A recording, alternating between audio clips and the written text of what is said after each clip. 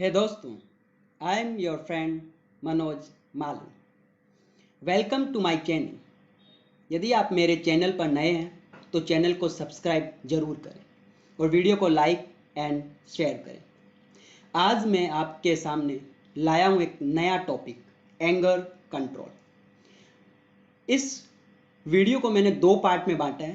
पहले पार्ट में हम जो चर्चा करेंगे, एंगर क्या है, एंगर किस रीजन से हम लोग एंगर होते हैं, और साथ ही मैं एक स्टोरी बताऊंगा कैसे एक पिता के गुस्से ने अपनी ही 5 साल की बेटी को चोटिल कर दिया, उसे नुकसान पहुंचा दिया। Let's begin. What is anger? Anger एक इमोशन है, like other emotions, happiness, sadness. यदि आपको गुस्सा आता है, that's okay. Anger is a normal natural emotions. आप गुस्से को निकाल कर नहीं फेंक सकते, लेकिन आप इसे कंट्रोल कर सकते हैं। Control your anger before it controls you, because anger is one letter short of danger. आपके मन में एक सवाल होगा, क्या गुस्सा करना बुरी बात? So it's not bad to feel angry. हमेशा गुस्सा करना बुरा नहीं होता है। कभी कभी यह हमारी बात रखने का जरिया भी होता है। उस समय हमें कोई टोकने या रोकने की कोशिश नहीं करता है और हम हमारी बात रख सकते हैं। लेकिन गुस्से को कंट्रोल करना जरूरी है, या इसे सही तरीके से इस्तेमाल करना आना चाहिए। गुस्सा सबको आता है, इवन छोटा बच्चा भी गुस्सा करता है। और तो और आपको यह जानकर आश्चर्य होगा कि भगवान को भी गुस्सा आता है। मुझे एक किस्सा याद आ रहा है, वो मैं आपको सुनाता हूं। एक बार भगवान श्री राम गुस्सा हो गए थे।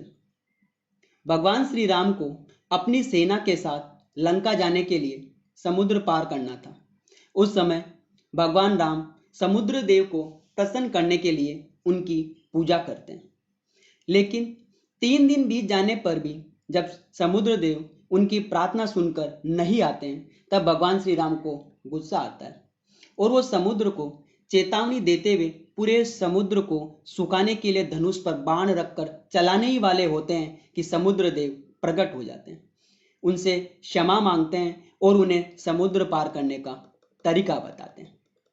तो कभी कभी जायज चीज और सबके कल्याण के लिए गुस्सा होना लाजमी है। गुस्सा अपने स्वार्थ की पूर्ति के लिए नहीं होना चाहिए। तो लोगों को गुस्सा आता क्यों है? Why do people get angry? सबसे पहला रीजन है लूजिंग पैशंस। लोग अपना धैर्य खो देते हैं। किसी के द्वारा कही गई बात को दिल से लगा लेना। उसने मुझे ऐसा कैसे कह दिया, सबके सामने मेरी बेइज्जती कर दी, अब लोग मेरे बारे में क्या सोचेंगे। जब आप यह सब सोचेंगे तो आप अपने पैशंस को खो देंगे और उस समय गुस्सा होने लगेंगे। एक एग्जाम्पल है, आपको कहीं जाने की जल्दी है, आप अपने घर से थोड़ा लेट निकलते हैं, रास्ते में आप ट्रैफिक में फंस जाते हैं। आप इस परिस्थिति में भी गुस्सा होने लगते हैं कि ट्रैफिक जाम हो गया, क्या अभी ट्रैफिक को जाम होना था, या एक्सीडेंट हो गया कहीं किसी रीजन से जिस वजह से ट्रैफिक हो गया। आप उस परिस्थिति में गुस्सा होने लगते हैं, जबकि आपकी उस परिस्थिति पे कोई कंट्रोल नहीं है। यदि हमारा किसी परिस्थिति में कंट्रोल नहीं है फिर भी हम गुस्सा हो रहे हैं, तो हमारे में पैशंस की कमी है। तो हमें हमारे गुस्से पर कंट्रोल करना। दूसरा है फीलिंग। इफ योर ओपिनियन और एफर्ट्स आर नॉट एप्रिशिएटेड, यदि आप मेहनत से कोई ओपिनियन देते हो या कोई काम करते हो और कोई आपको अप्रिशिएट नहीं करता है, तब भी आप गुस्सा हो जाते हो। ऑफिस में मैनेजर ने सबके सामने कुछ कह दिया जब आपने अपना ओपिनियन दिया। जब कोई हमें ऐसा कुछ कहता है जो हमारी नज़र में तो सही है लेकिन सामने वाला उसे गलत मानता है, यानी हमारे बिलीफ के हिसाब से बात नहीं हो, तो हमें गुस्सा आता है। एक ऐसा इमोशन है जिसे एक्सप्रेस करने के बाद सिर्फ और सिर्फ नुकसान ही होता है, क्योंकि गुस्सा न तो पर्सनल लाइफ में और ना ही प्रोफेशनल लाइफ में अच्छा होता है। हम देखते हैं कि गुस्से से आपको क्या नुकसान हो सकता है। गुस्से में कही गई बात के लिए हमें बाद में पछताना पड़ता है, क्योंकि उस समय हम अपने दिमाग का इस्तेमाल नहीं करते हैं। जब हम गुस्से में होते हैं उस समय हमारी जबान हमारे दिमाग से ज़्यादा तेज चलती है।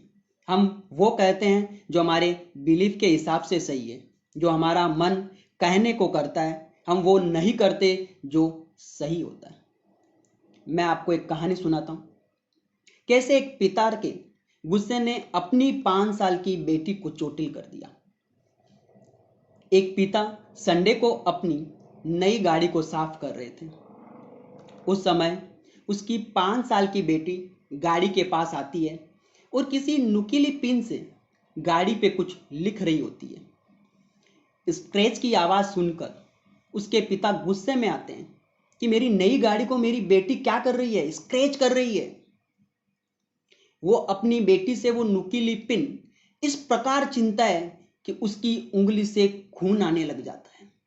वो अपनी बेटी की उंगली पे चोट कर देता है। खून देखकर पिता का गुस्सा चला जाता है। वो अपनी बेटी को लेकर हॉस्पिटल जाता है। बेटी अपने पिता से पूछती है कि पापा, मेरी उंगली तो ठीक हो जाएगी ना? पिता की आंखों में आंसू आ जाते हैं।